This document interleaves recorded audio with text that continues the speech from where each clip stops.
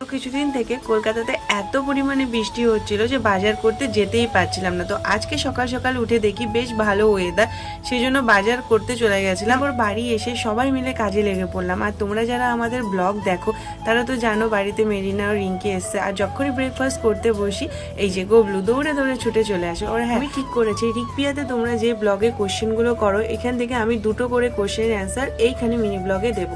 তো চলো আজকে প্রথম কোশ্চেন করেছে, তোমাদের অনেক ভিডিও চ্যানেলের নেই, হঠাৎ কোথায় গেল খুঁজে পাচ্ছি না। একটা মানুষকে ভালোবাসি বলে বাবা মার দিকটা একদমই দেখবো না, সেটা কখনোই করতে পারিনি, তাই কিছু ফ্যামিলির প্রবলেমের জন্য ভিডিওগুলো ডিলিট করা হয়েছে। সেকেন্ড কোশ্চেন হচ্ছে, তোমরা কলকাতায় কোথায় থাকো? আমরা ভাই কলকাতার দমদমে থাকি। তোমাদের যদি আরো মনে অনেক কোশ্চেন থাকে তাহলে করে আমাকে জানিয়ে আমি অ্যান্সার দেবো। আর সন্ধে হয়ে গেছে, এখনো বাইরে অঝরে বৃষ্টি পড়েই যাচ্ছে।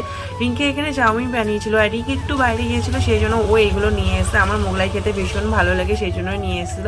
তো চলো বাই বাই।